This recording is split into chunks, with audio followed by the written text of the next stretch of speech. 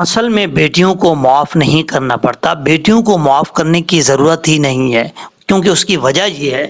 کہ ماں باپ جو ہے وہ اپنی بیٹی کے لیے کبھی بد دعا نہیں کرتا، اپنی بیٹی کے لیے مصیبت کا گڑھا کبھی نہیں کھودتا۔ کبھی آپ نے سنا ہے کہیں ایسا ہوا ہو کہ کسی ماں باپ نے اپنی بیٹی کے لیے کوئی بد دعا کی ہو، اپنی بیٹی کے لیے کوئی مصیبت کا گڑھا کھودا ہو؟ ایسا کبھی بھی نہیں آپ کو ملے گا۔ لیکن یاد رکھیے گا،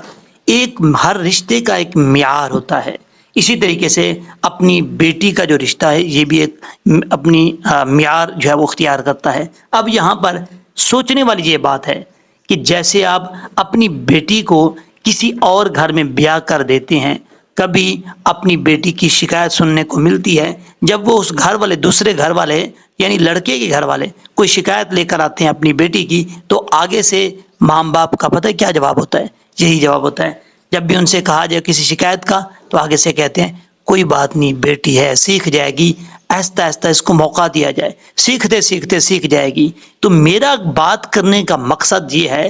جیسے آپ اپنی بیٹی کے لیے جواب تیار کر کے رکھتے ہیں، کاش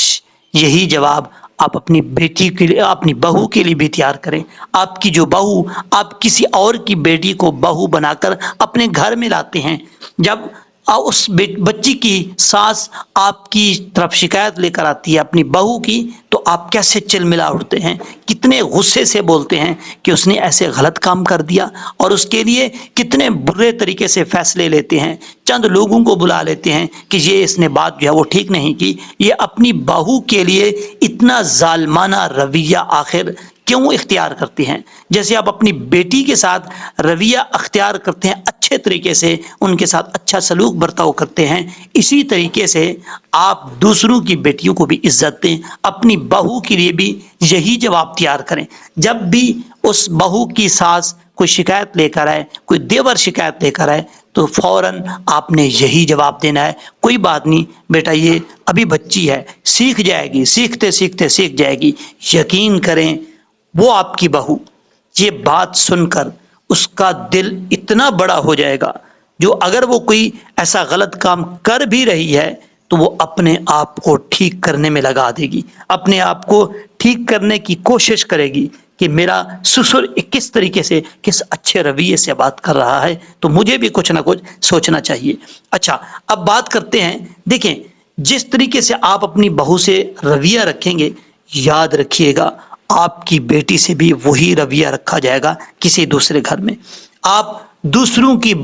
بیٹیوں کو عزت دیں، اللہ رب العزت آپ کی بیٹیوں کی حفاظت کرے گا، آپ کی بیٹی کی زندگی کو بھی چار چاند لگ جائیں گے، یہ اس بات کو اپنے پلے باندھ کر لگ جائیں۔ لیکن افسوس کی بات کیا ہے؟ افسوس کی بات یہ ہے، وہ ماں باپ جو اپنی بیٹی کی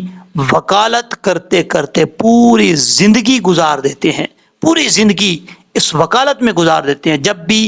کسی ریاکشن، کوئی ایسی بات آتی ہے ان کے سسرال کی طرف سے، تو فوراً اس کا جواب دیتے ہیں اور ڈھال بن جاتے ہیں اپنی بیٹی کا دفاع کرتے کرتے۔ وہی ماں باپ جب ان کی بہو کی کوئی اس طریقے سے کوئی بات آتی ہے، ان کی بہو کوئی ایسا کام کرتی ہے یا کوئی اس طریقے سے گھر میں بات ہو جاتی ہے، تو وہی ماں باپ جو اپنی بیٹی کا دفاع کرتے ہیں، وہی دوسرے کی بیٹی کو بے عزت کرتے ہیں، بار بار ان کو ذلیل و خوار کرتے ہیں۔ یہ آخر دوہرا معیار کیوں ہے؟ اس معیار کو بدلنا پڑے گا، اس معیار کو ختم کرنا پڑے گا۔ اپنی بہو کو بھی وہی عزت دینی پڑے گی جو آپ اپنی بیٹی کو دیتے ہیں، تو اس کے بعد اللہ تبارک و تعالیٰ آپ کی بیٹی کو بھی جس گھر میں جائے گی، اللہ تعالیٰ اس گھر میں عزت ڈال دے گا آپ کی بیٹی کی خاطر، اس گھر والوں کے دلوں میں۔ یہ یاد رکھیے گا، آپ اس چیز کو ایک دفعہ اپنا کر تو دیکھیں۔